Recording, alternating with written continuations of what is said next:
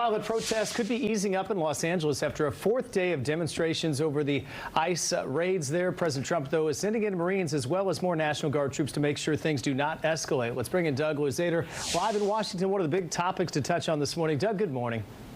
Good morning. So let's get the latest as the president and California Governor Gavin Newsom have gone back and forth here. Where do things stand? I know California did file a lawsuit, did they not?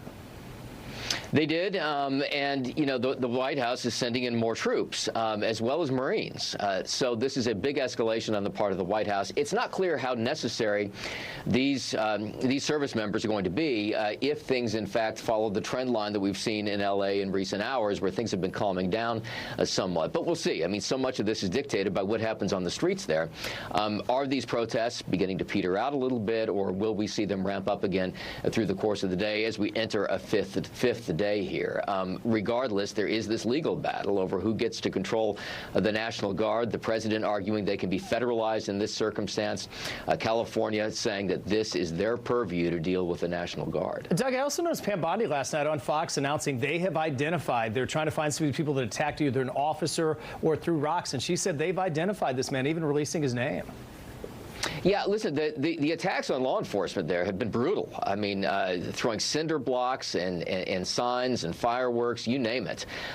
So, you know, the attacks in some cases have been pretty merciless. Now, will they be able to track some of these people down? Maybe. We're hearing from the administration, to your point, that they're going to kind of pull out all the stops to go after them. But in the meantime, they are dealing with these protests, and they're not just in Los Angeles, but primarily that's where we're seeing this play out. Let's expand things across the world. Right now, we know the president spoke with Israel's Prime Minister Benjamin Netanyahu yesterday as this really ceasefire they were hoping for kind of in a stalemate. Where do they stand right now? Yeah, you know, it's a matter of getting Hamas to sign on to something.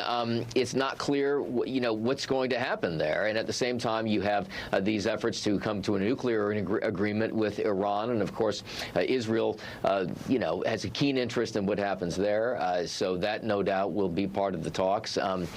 But, you know, you know how difficult it's been to broker any kind of a ceasefire agreement and get those remaining hostages freed there in Gaza. Let's finish with this, Doug. The president announcing a savings plan now where they basically start you with $1,000 and this can grow over the baby's life. Yeah, the president's been talking about this. You know, Republicans generally like the idea of these market-based plans, you know, kind of defined savings rather than defined benefits. And it's the sort of thing we've seen in the private sector as well, as we've moved away from pension and more into individual accounts. So, you know, we'll see whether they take off. But this is part of the president's plan to provide savings accounts to more people. Got to leave it there for now. Enjoyed it, Doug. Good to see you this morning.